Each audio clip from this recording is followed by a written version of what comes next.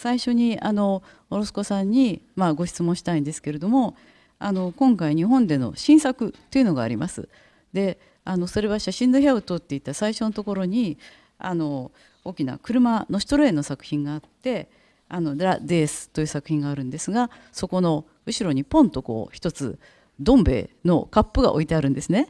でそれがオロスコさんの新作で、日本で見せたとても一つ彼の心を引いたものなんですけれども、ヌードルフォールという作品についてちょっとお話ししていただけますか。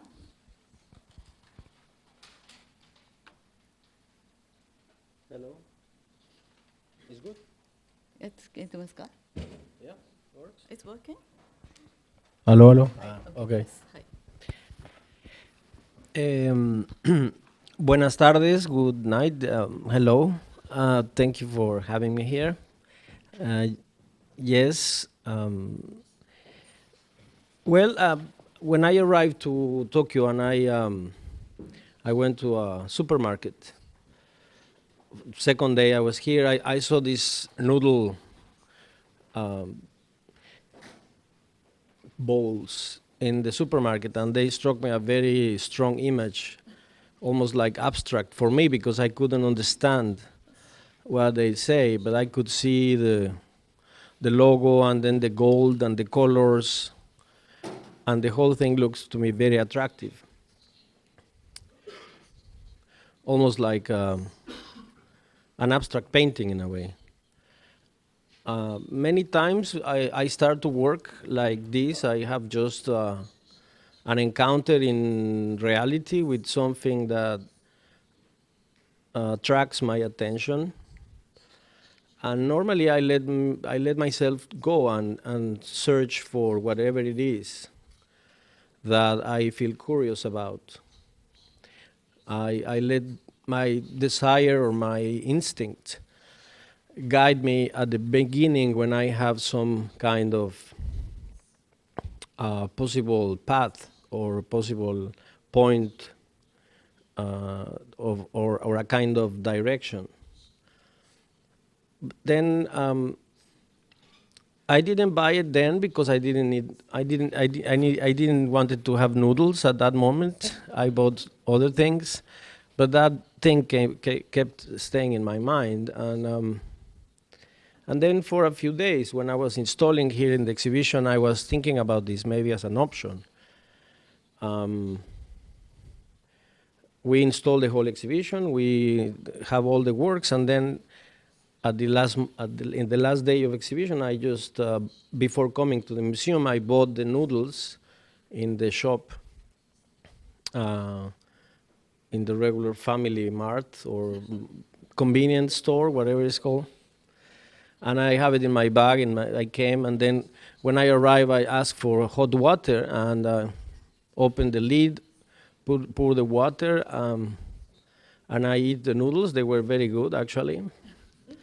And then I like the idea that you don't open completely, but just a little bit. So you pour the water, and then you close again, so it boils inside, gets ready to eat, and then you eat it, and then you can close back. And then I put it on the wall.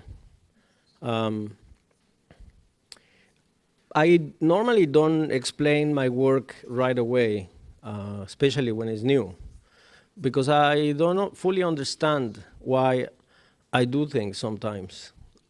But that's not a problem for me. I think that it's impossible to try to explain oneself right at the beginning. And I don't think it's a good practice in general.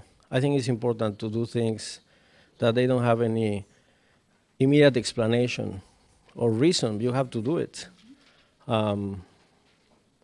Obviously, it's a little bit of a joke. It's a little bit of irony. I think there's beauty in it. I think there is banality. I think there is an answer to people was asking me why you call your show Inner Circles.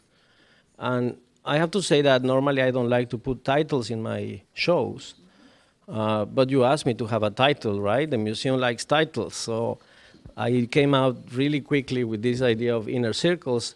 And then when people ask me why it's called Inner Circles, the exhibition, I didn't have an answer really.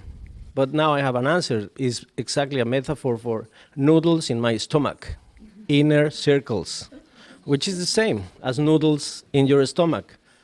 So the noodles are in my stomach and the container is in the show. And that's the only explanation I have. I hope it's kind of a good beginning. でそれを見た時に私は嘘と思ったんですけれども、やっぱりそれをずっと食べて、それでじゃあ洗いましょうかって言ったんですけど、いやこの唐辛子が残ってる感じがいいんだっていうことで、中に唐辛子が入ったままなんですね、七味が。で、そのままで置かれてると。だからそれはオロスコさんのその本当にこう写真作品の中で見ていただければ分かると思うんですけれども、いろんなちっちゃいこのゴミとか埃とか、みんなが目もくれないようなものっていうものに全く別のこう一つの意味っていうのを与えていくっていうのはすごく面白いと思っていて、であとは彼が一つの作品で随分いろんなことを私学んだんですけれども、サークルっていうその一つのこう、演奏っていうか、彼の作品の中にたくさんの円が出てくるんですけど、さっきタイトルの中でもサイクルっていう、サイクルとサークルは違うんですけれども、サークルが出てくると。で私たちやっぱりあれをパッと見た時に、やっぱり一つの全問答みたいな感じが皆さんされたんじゃないかと思うんですよ。これは何、これをどう解釈するのかっていう。でも答えはないと。皆さんがいろんなことをこう自分でそのことにこう自分の感想を、自分の感覚、自分の思ったことをそのカップヌードルどん兵衛にこう投射してもらえばそれでいいんじゃないかっていう。だからあれはとても日本の観客にとって私は素晴らしい始まりだったと思います。ですので私は全問答みたいですねって言って、それは私の解釈なんですけれども、皆さんはきっと何かこう拾ってきたものが展示されているというよりは、もっとこう別の意味をことから作品から読み取ってらっしゃるんじゃないかな、たんではないかなと思います。でもう一つだからやっぱりオロスコさんのその作品の一つの特徴として、自分がそのものに関わる、見つけたものに関わるとインタラクションということがあると思います。だから皆さんたくさんご覧になった写真の中にもたくさんのインタラクションがあって、で例えばスイカの上にこうスーパーマーケットのキャットフードの缶が置いてありますね。だからあれはじゃあどうやってオロスコさんがああいうのを作ってるのかっていうことについて、そのインタラクションについてちょっとお伺いしたいと思います。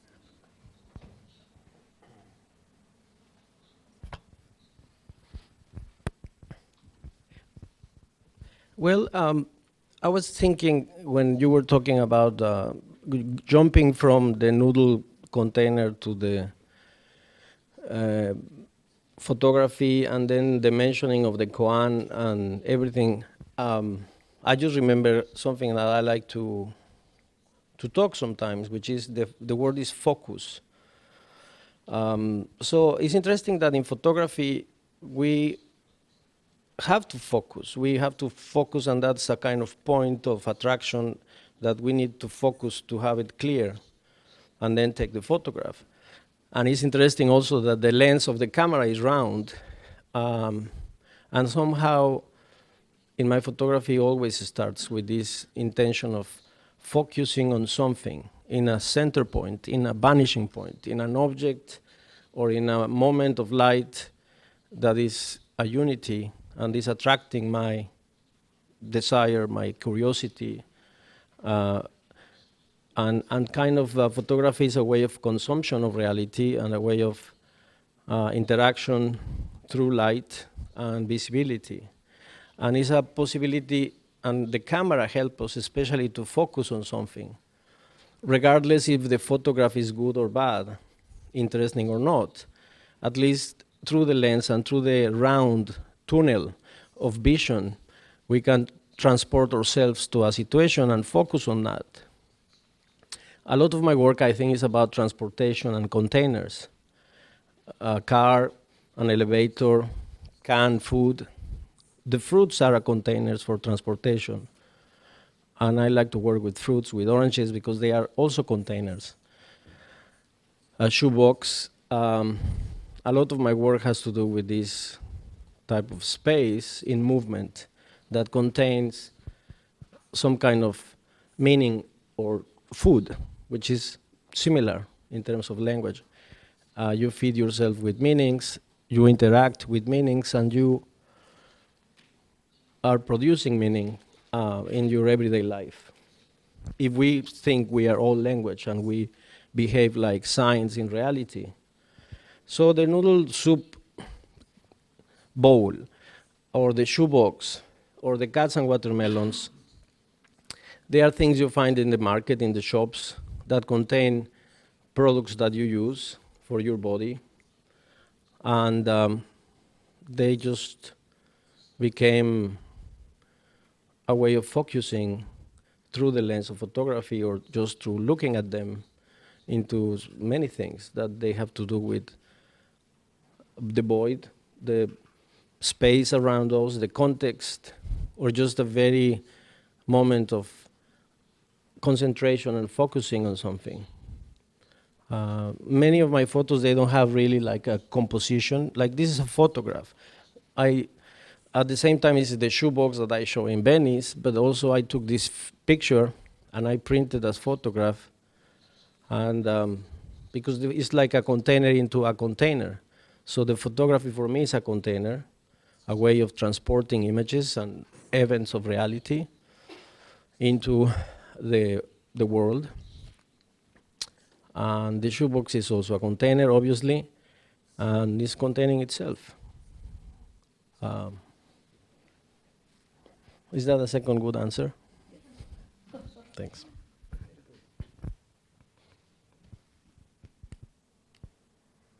でさっきその一番最初のところに禅の考案の話をした時にガブリエルさんが、オロスコさんがすごく日本の禅とかそういうこのボイドとかエンプティといったことに、空虚っていうこと、無ということに関心があるっていうことで、さっきも非常にたくさんのボイドとかエンプティっていう言葉がたくさん出てきたと思うんですけれども、そういう意味で一つの自分自身のその身体ということと、それからさっきの風土っていうこともそうなんですけれども、そのガブリエルさんにとってその身体っていうことはどういうふうな意味付けを持ってらっしゃるのかってすごく大きな質問なんですけれども、身体の中心から例えば物を食べてそこからエネルギーが出てきたりで、それでみんなが活動したり、それで世界に対してインタラクションしていったりスポーツをしたり、身体というのがすごく一つのセンターとして中心として機能していると思うんですけれども、ガブリエルさんにとってこの自分の身体性っていうことはどういうふうに捉えてらっしゃいますか？それが世界と関わるっていうことについてはどういうふうに考えてらっしゃるでしょうか？ It's too big? Well, it's a big topic, but I will try. Well, yes, I guess when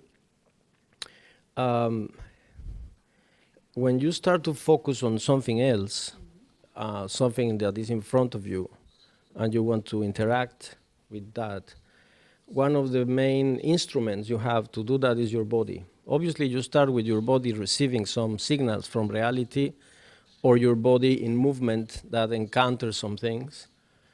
And also the body as an empty vessel or an empty container that suddenly is filled with an image or an object or a situation or a landscape that starts to fill your existence in that moment, or your energy of being there. I think art can do that also when it's a good work. Normally a good work of art manage to fulfill a body with some kind of energy in the form of good ideas, some kind of feelings, some sense of beauty, or just fun, like a joke. A good joke also fulfills the body. So what I do is normally I take the body as the first instrument to play with in relation with what is in front of me. I don't carry instruments with me, and I don't have a studio properly. The camera I use now is just my iPhone, and before it was just a small pocket camera. I don't have a big camera with me.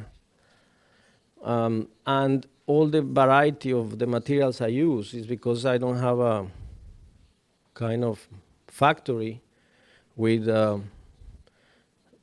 technology, machinery, and materials. I work with things that I found, like everyone can find in reality. And I guess that the main instrument is the body. The first vehicle and the first container and the first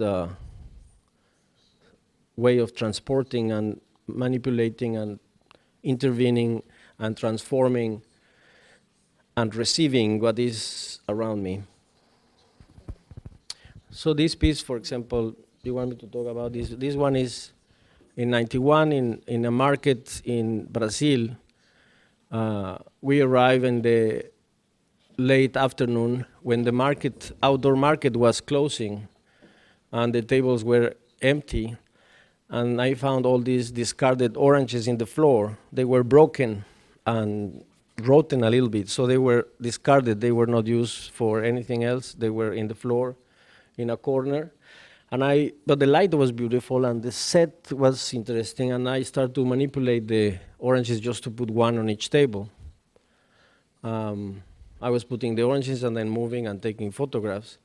There were a couple of guys looking at me, and they were also leftovers of the day because they were completely drunk in the corner, two guys, and they were saying, "Turista maluco, está maluco." It means crazy tourist, he's crazy.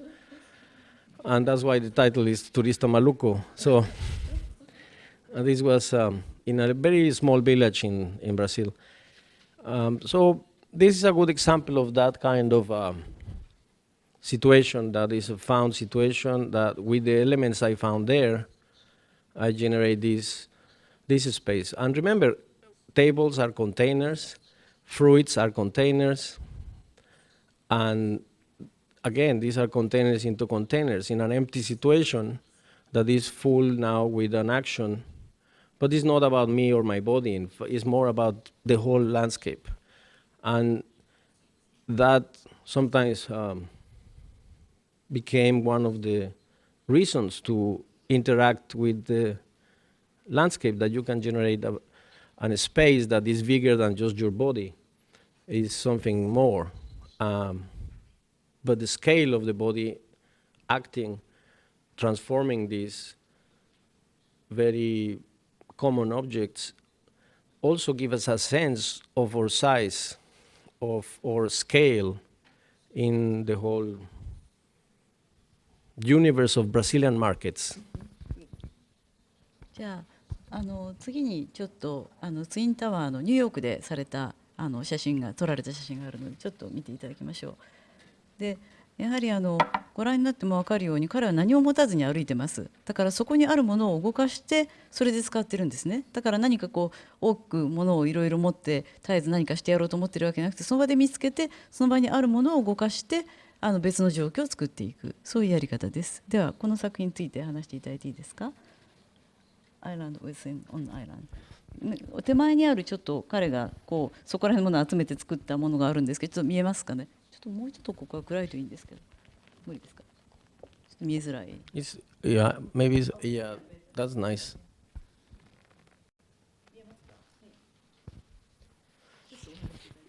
Well, this is a similar situation. I was walking on the west side highway near the river. This is 93 or 92, 93. And I found this view of the World Trade Center and this puddle in the floor, and I put standing up the little pieces of wood discarded. They were lying there after a rainy night, and I thought that was interesting to have this contraposition between a small landscape, almost like a kind of Suiseki representation of almost like a little pot with water and some natural elements,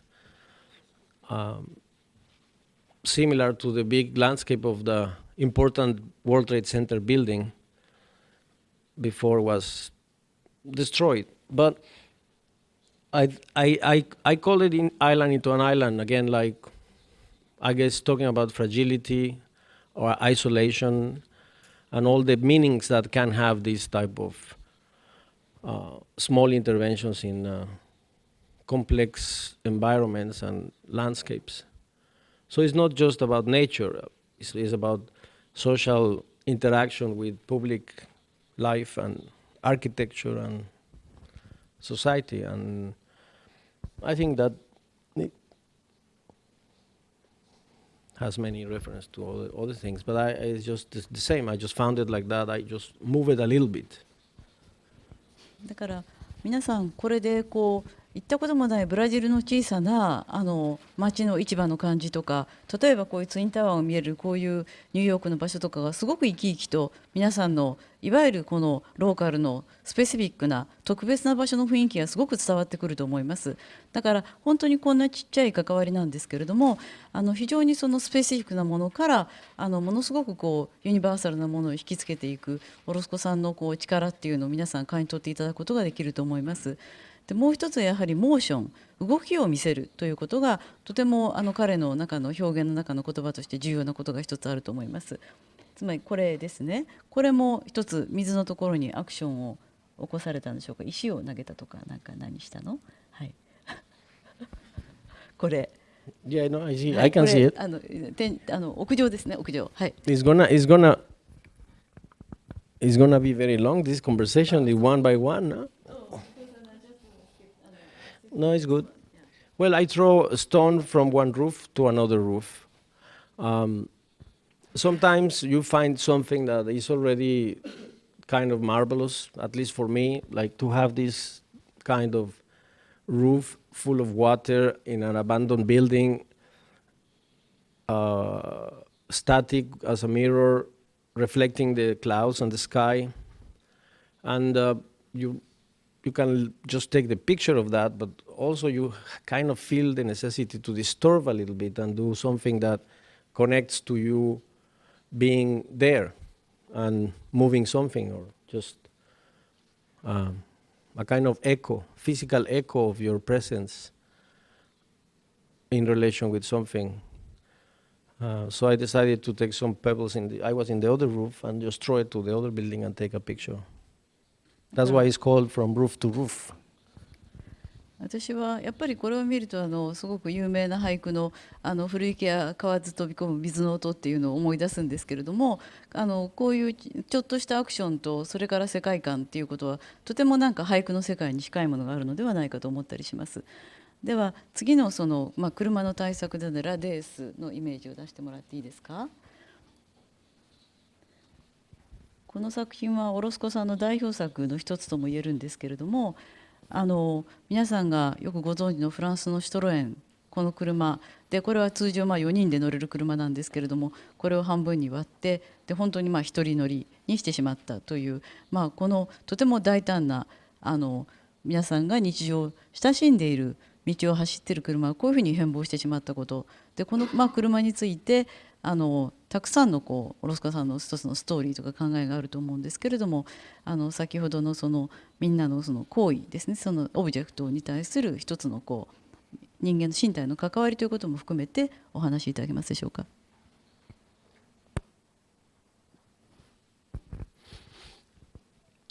Well,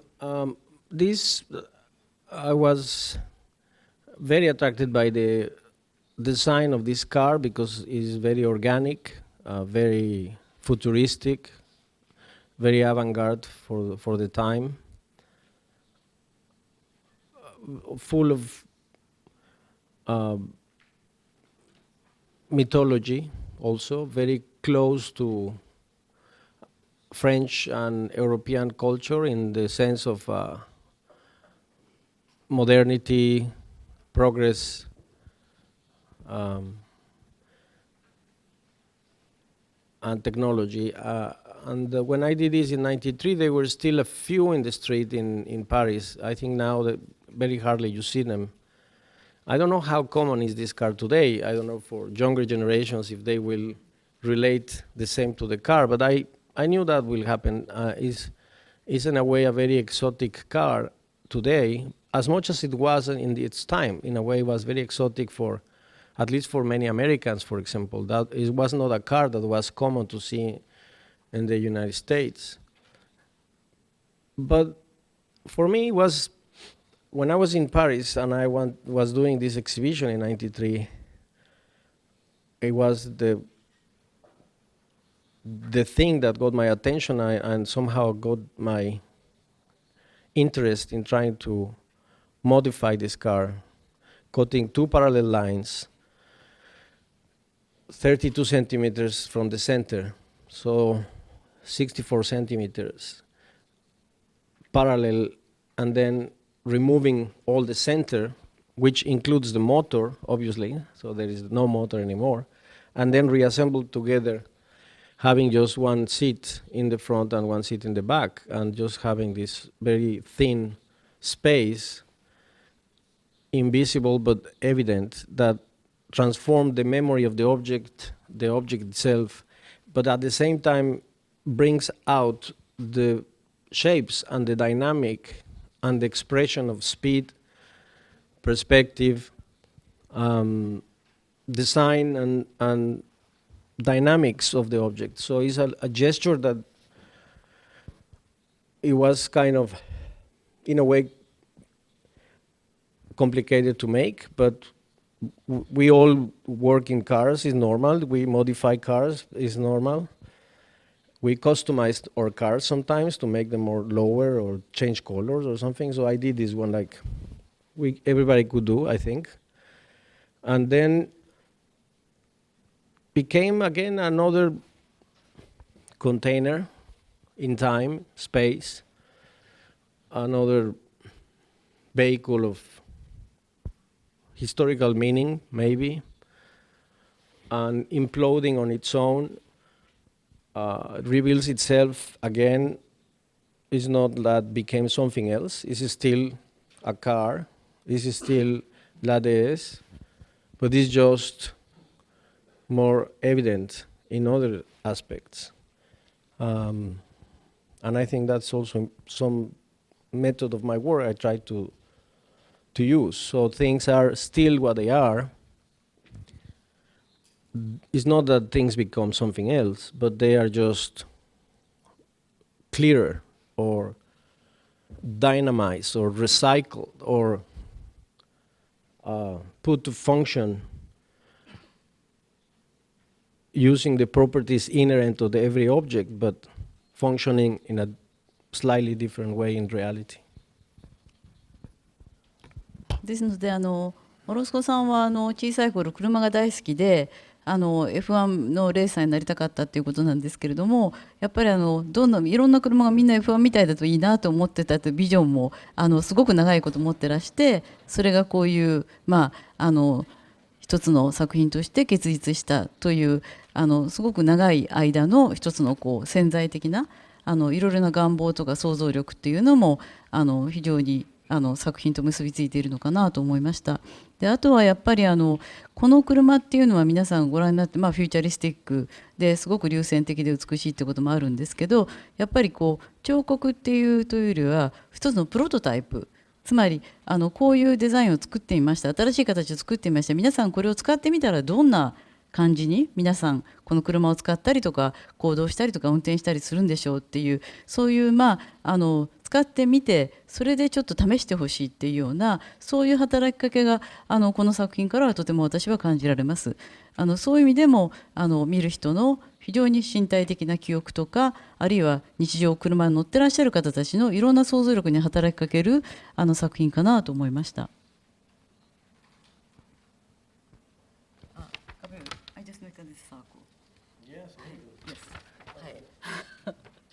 でそういう意味でもやっぱりもう一つ、次の部屋見ていただくと、Yes、他の他の車の他のビューってありますか？ビュー、他の横から撮ったビュー？横はない。only one。ありました。じゃあ向こうのanother one。これ。It's okay? No, it's okay. It's up to you. Because you said that It's a different car. A different car, yes. But just yes. Yeah, you keep moving. This is 93 version, and the red one is 2014. 20 years difference. It's exactly the same car, the same model. I mean, the same model, but I did a new version in 20 years later. Okay. ではオロスコさんと部屋のこう順番でサークルなので順番で展示の順番を見ていこうって話をしていたんですけれども、次がブーメランのお部屋ですね。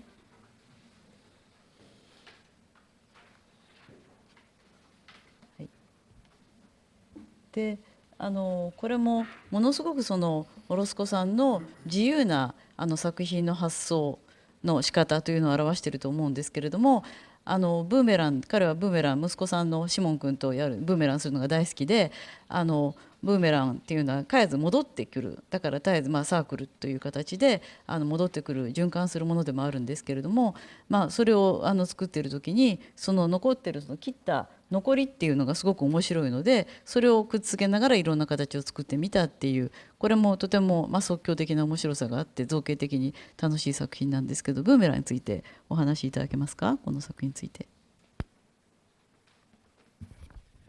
So since a few years I've been throwing boomerangs, and in my work always the games and sports has been important. So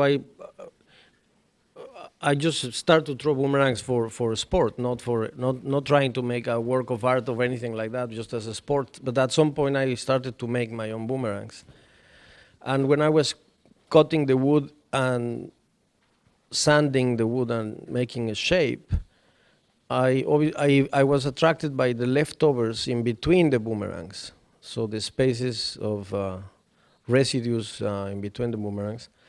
And at some point I have it on the side, and I was thinking what to do with those residues, and I was throwing the boomerangs because they actually fly, these boomerangs. They are good boomerangs.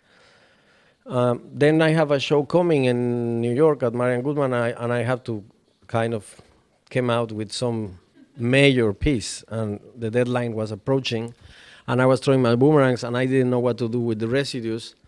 And then at some point I said, okay, let's put them back together.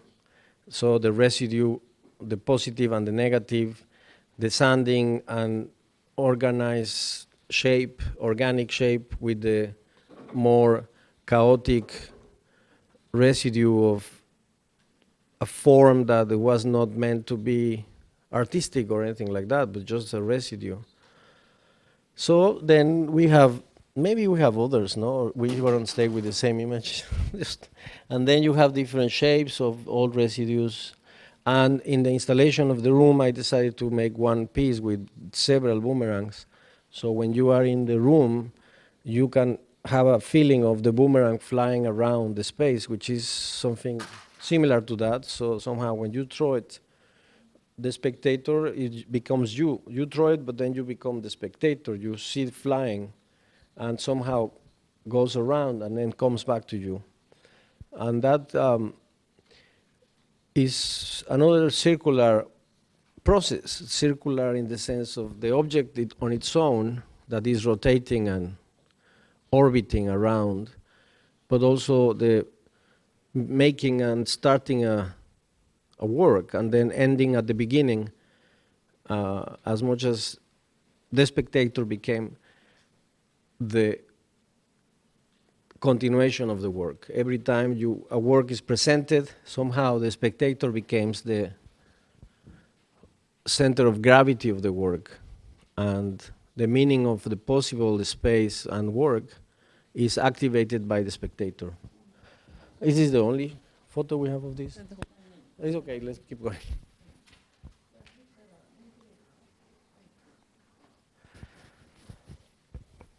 で、私が大好きな作品の一つにこのベンチレーターがあるんですけれども、これはオロスコさんがインドに行かれた時になんかトイレットペーパーを部屋に行く時にこう渡されるっていうのがあって、でそのトイレットペーパーの印象っていうのがまたまそこにあってベンチレーターに乗っけてみたら面白かったっていうのがあるんですけど、これもとってもこう自由な違うオブジェクトとオブジェクトの組み合わせで空間の中にとんでもない楽しいこう動きの空間を作っていくものなんですけれども、やっぱりそのなんかオロスコさんとそのインドの関係っていうのも私はとても面白い興味のあるストーリーなんですけれども、この、ベンチレーター、一つ一つの作品について聞いていくのはとても大変なので、オロスコさんが一番最初に禅にすごく興味があるっておっしゃったことと、それからそのインドに対してとてもやっぱり興味を持ってらっしゃる。つまりそのオロスコさんはすごくいろいろなところを旅をして、さっきも言ったみたいに行った場所である意味で本当に自分がとても関心を持ったものに対して、スペシフィックに特定してそのことに集中していって、そのものの本質からいろんなアイデアを得ていくっていうのがあると思うんですけど、オロスコさんがピックアップしたそのインド的なものの、一つの面白さというかインドの魅力で、自分の作品に対して自分の制作についてインスパイリングしたものは何なんでしょうか。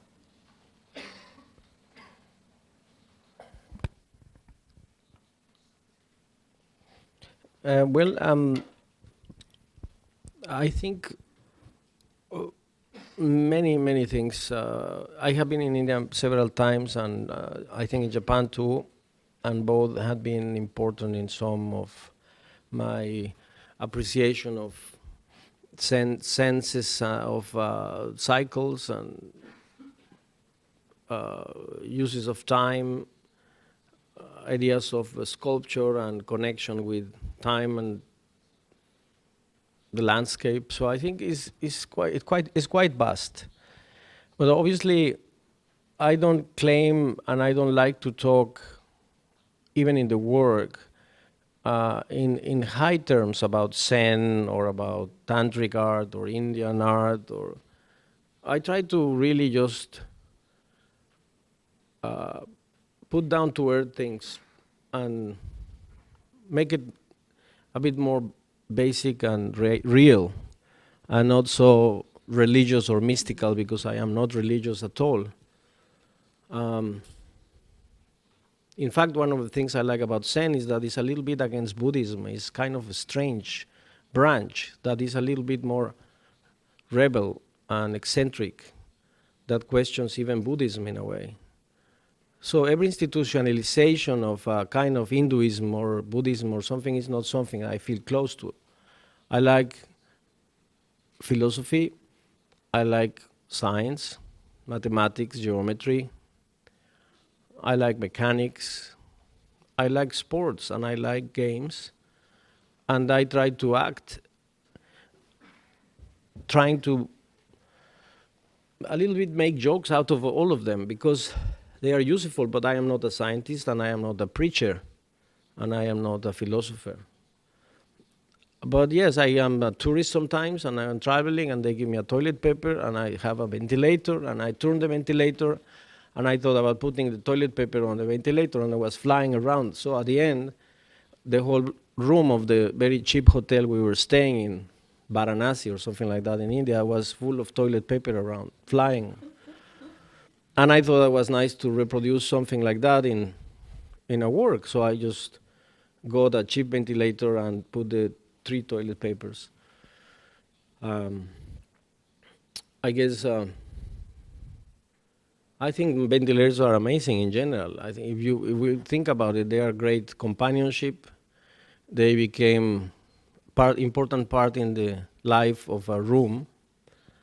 It's sad that we don't have that much ventilators anymore because we have AC, which is very boring. But in general, when you arrive to a room with ventilators, you feel very glamorous, or a very cheap Chinese factory, or something like that. I don't know. But ventilators is something that is part of our everyday life, and toilet paper also. Not in India, actually. They give you the toilet paper because in India they don't use toilet paper.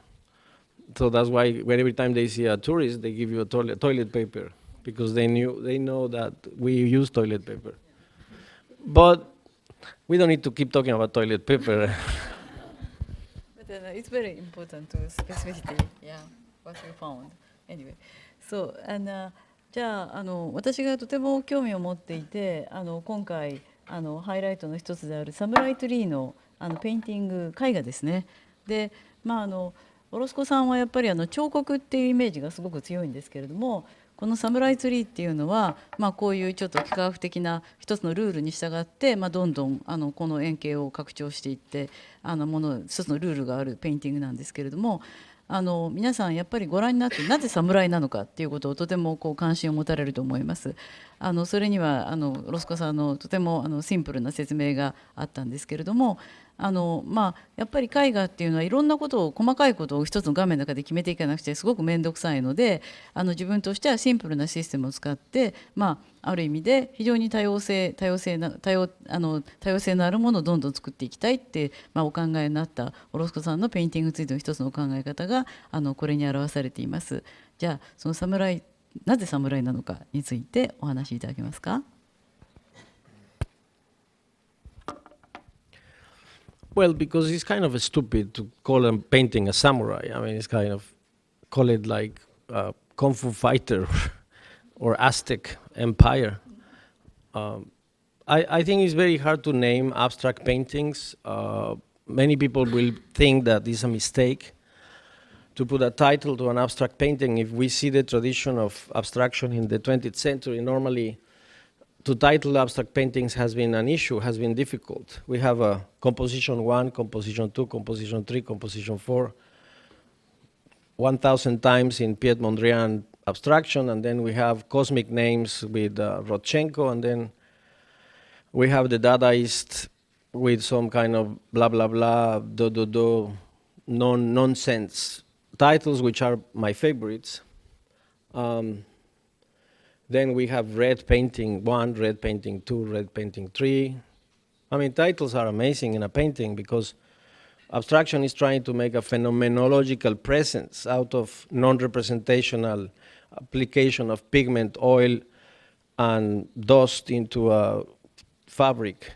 And then you have to put a title on that, which is like almost trying to put a title on a toilet paper before throwing it to the loo. So you have this action is abstract, there is no sense, but there is system, there is methodical, there is geometry, and there is a proposition in space that you have to try to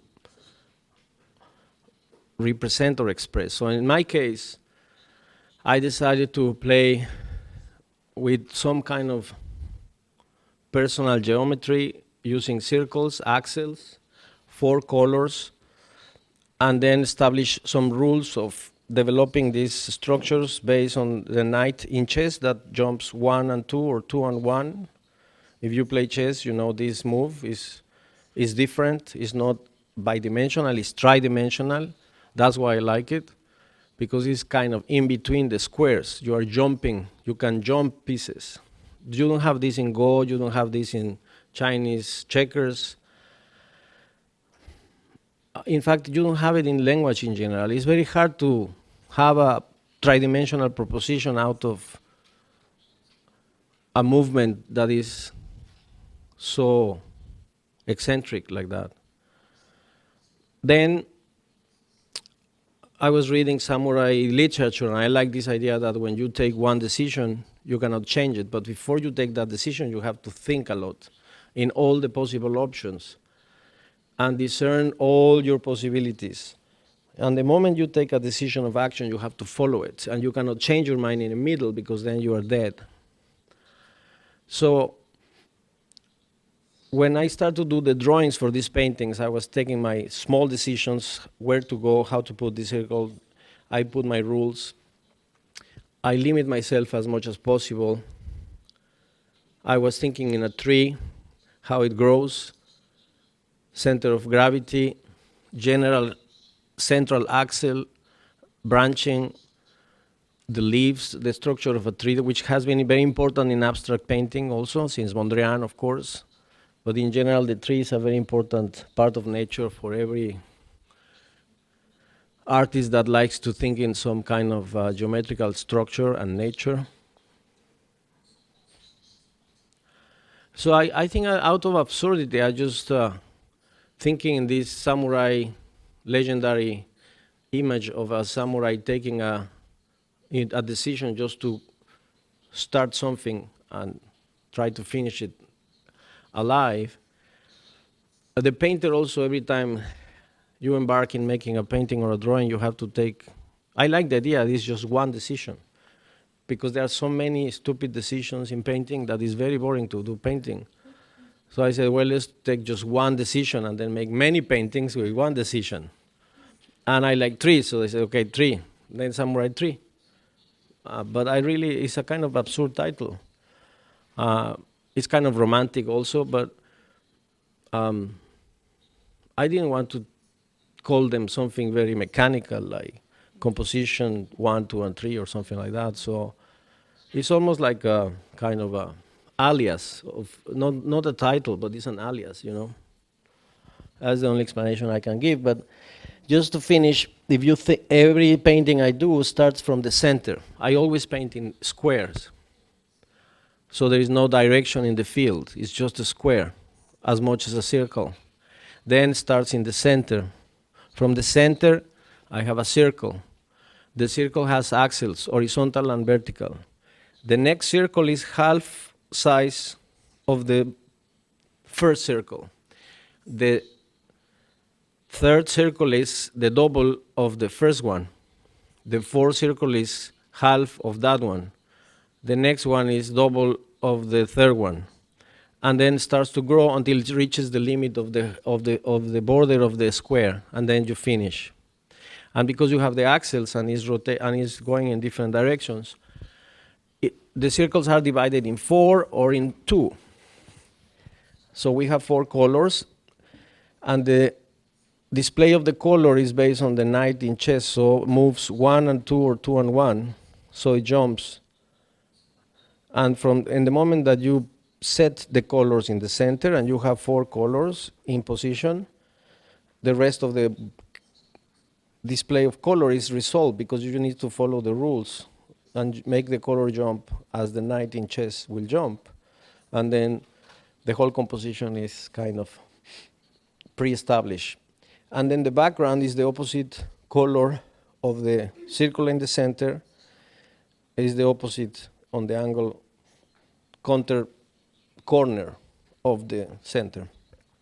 Then after I did this first one, I made a computer program this set of rules and make all possible variations.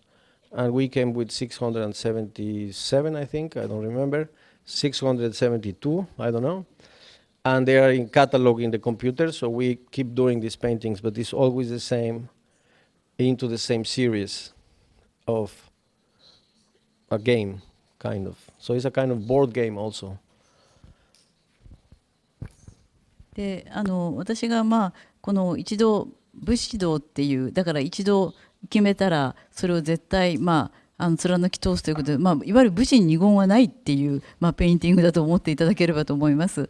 でそういう意味で、実際ご覧になるとそういうふうに自分でルールを作って、それを670の本当にいろんなパターンを作って、それを次々と一つのペインティングとして作っていかれるんです。テンペラという、非常に手間のかかるというか、絵画の本当にプライマルなやり方を使って、丁寧にペインティングができているという、そういうこのバランスも非常に興味深い作品だと思います。でやはりオロスコさんのさっきいくつかの絵画についての一つの考え方、視覚でそれで中心から始まっていくということをおっしゃったんですけれども、前にオロスコさんのインタビューを見ていて、絵画と彫刻について非常に面白いコメントをされていたことを覚えています。で一つは絵画というものは消失点、一つのパースペクティブというものが絵画であって、で彫刻というのは重力である、グラビティであるというふうにおっしゃっていました。でやっぱり何をもって彫刻と絵画のエッセンスと考えるかということについてのコメントだったんですけれども、私はそれを非常に面白く拝見したんですけれども、そのことについてちょっとお話を聞ければと思います。消失点という問題ですね、絵画における。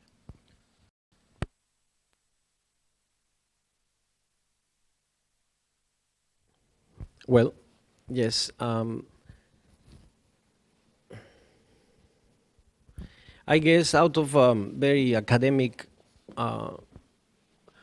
school I have as a kid, and growing up looking at muralists and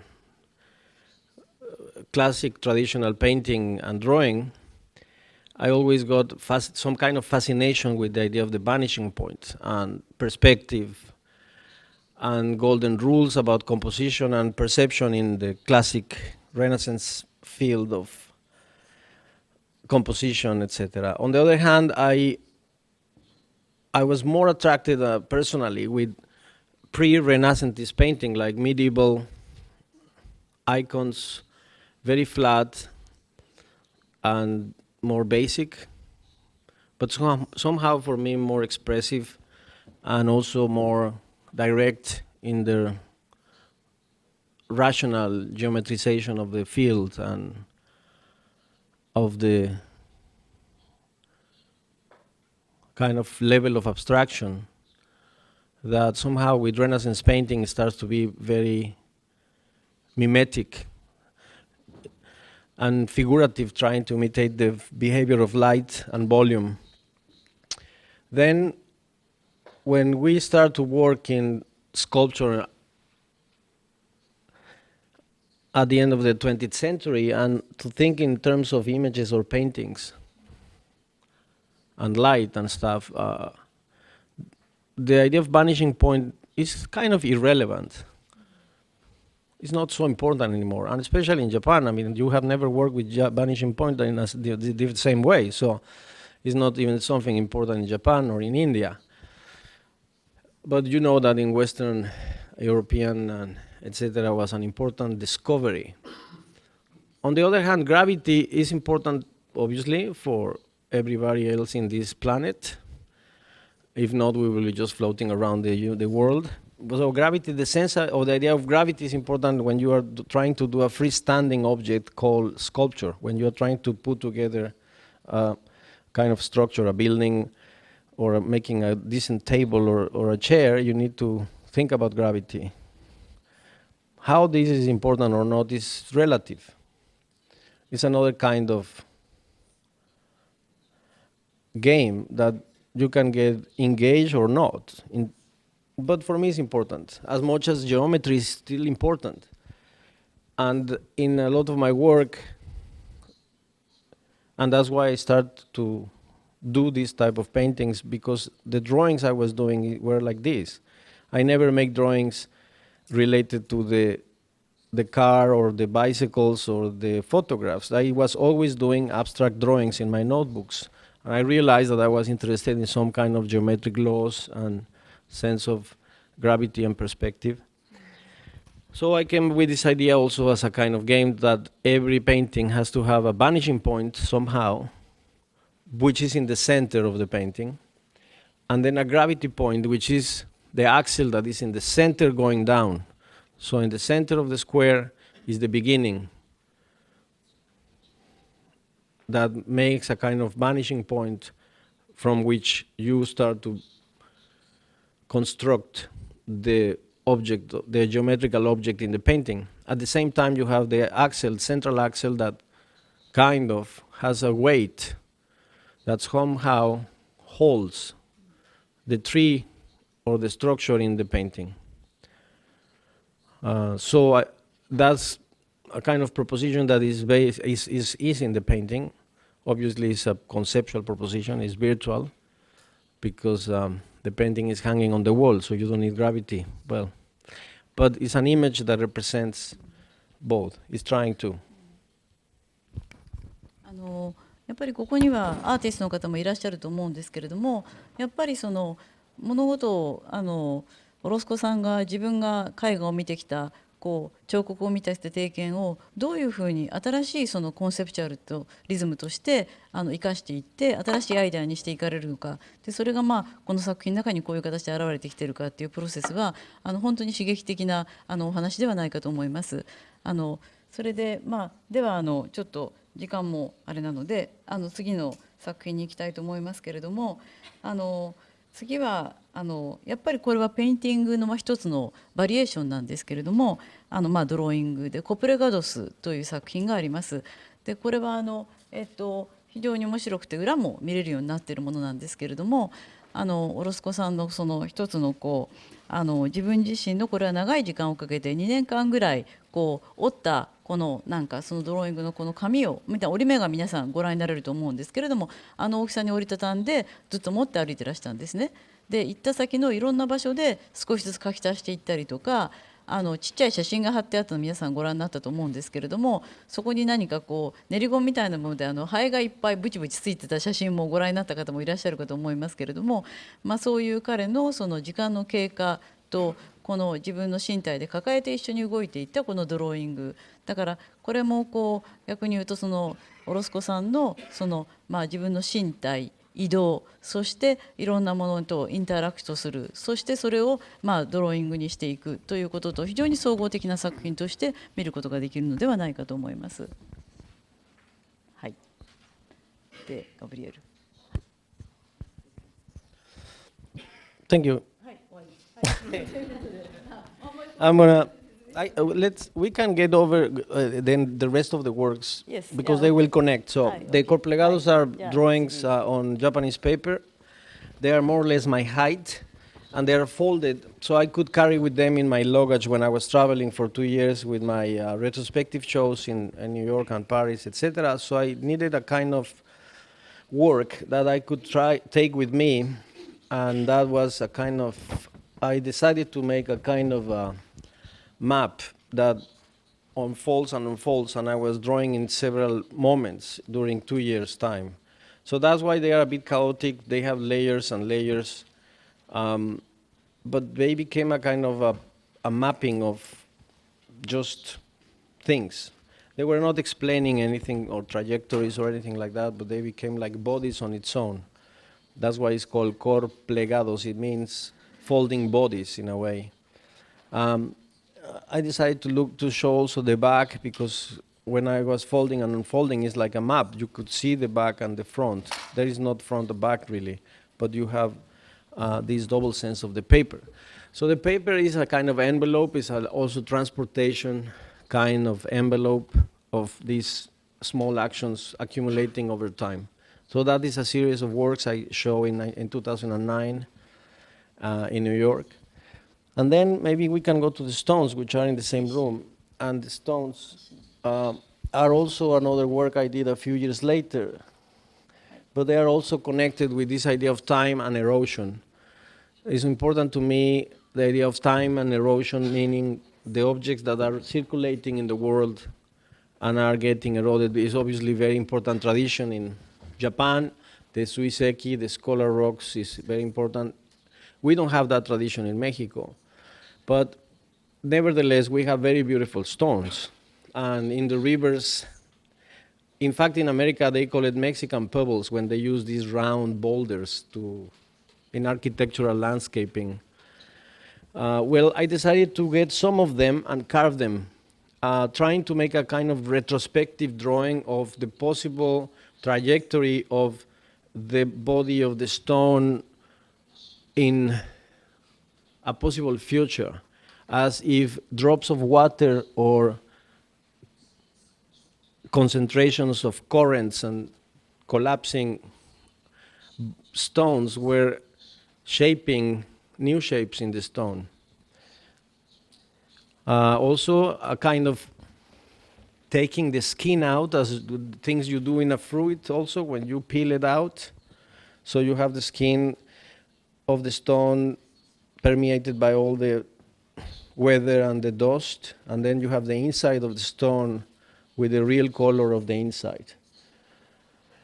Shapes of movement and currents, and recreating what the stones are formed originally, which takes around 5,000 years, and then just kind of exaggerating the possibilities of these shapes that you can, and we do, tend to connect them with some animal shapes or mountains or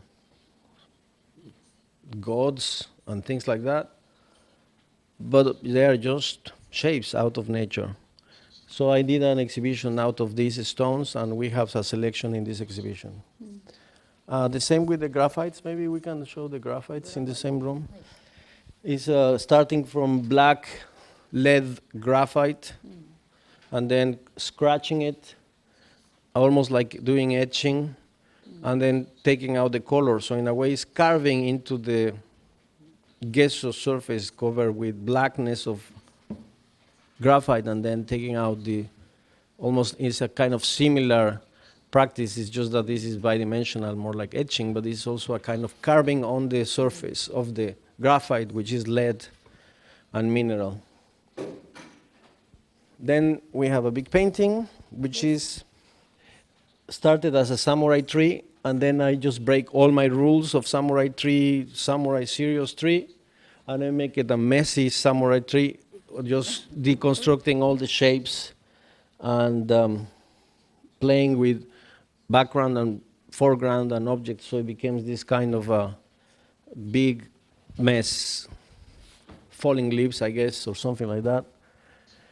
And it was very playful to make. Then we have the room with the ping pong table. I just keep going, no? Yes. Great. Then we have the Kanazawa collection piece. It's very good. In Kanazawa, they have this collection in the museum, which are made out of katagami screens that I found, what year? Maybe 1 year in 2000, 2001, right? And then I went to Mexico with these katagami screens, and I started to do printing on paper, and then using wash. And I'm sure everybody knows what is a katagami, to print kimonos, and you have these amazing screens. So I use them in the same way they will use them for the kimonos, but just in paper. And then at the same time, that year I was taking some photographs in Costa Rica, because I was living there. It was a lot of nature, and we made a group together with photos and drawings. As you can see, the drawing also is a little bit of a different activity, so it's not a connection that is evident between my drawings or my photographs, my sculpture, and my paintings. But this, over the years, is all getting more clear. Why are the connections between the works there? Maybe same way of confronting the phenomena of being drawing, being taking photographs, or doing things with tridimensional objects. And then we go to the room of the atomist, which is 96. So in London, I was preparing an exhibition in a gentleman's club building, and I decided to use this system of geometrical circles and axles and colors. At this point, I have not shown them as paintings. This was before. The first time I show a painting like Samurai Tree was in 2004. And before that, in 96, I showed the same system, applying it as a kind of collage using the computer to sport images that I was curious how sport images are not interesting after 24 hours.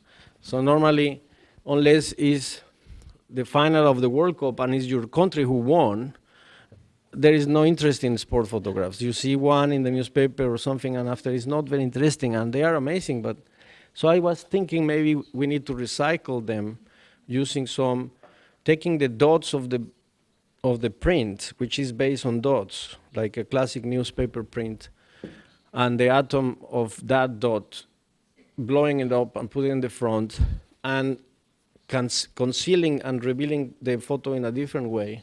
So you could see, and you can cover some parts of the same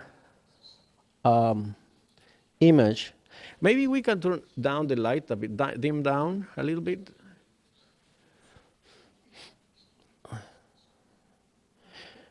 So the colors are taken also from the image. So you have the green coming from one of the dots of the grass, the black out of some part, and obviously the white.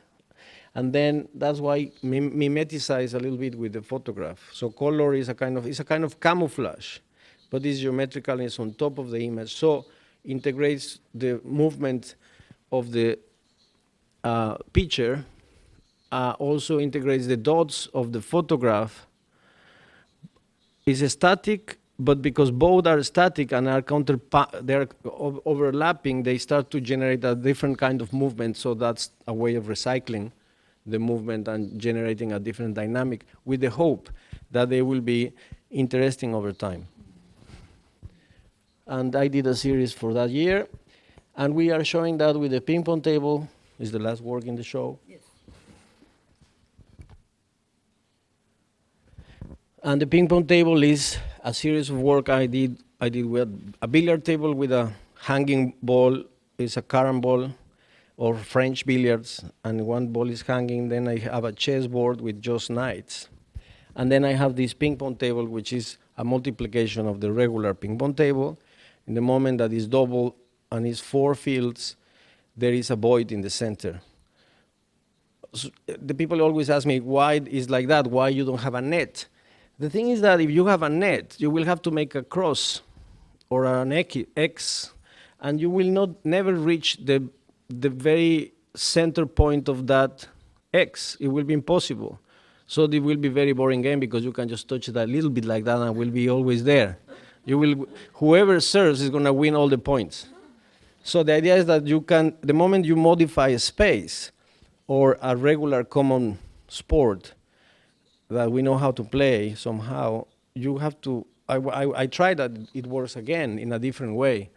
Obviously it's not going to be as fun as a ping pong because it's such a great game, as much as chess and billiards, and every game has been tested through history and has survived as an interesting sport or game because it has been tested many times. If you see the development of tennis or cricket into baseball or rugby into soccer, etc., you see how sports, and you know very well that, they develop, and because they express how the way we live and how we conceive time, how we use our bodies, how we structure the landscape, etc. So that's why I was interested in the first place with board games and sports.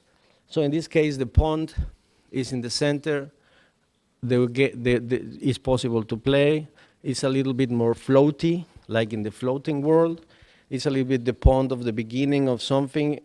Every time the ball hits the water, it's a disappointment, but on the other hand, it's a fun, kind of almost poetic moment of failure, like a frog jumping into the pond. I always looking forward for you to throw some coins on that, so at the end of the show I can collect some money. It's very good luck to put 50 gens. I'm going to start the tradition right now, so at the end we can recover some of the money we have spent. Thank you very much for coming.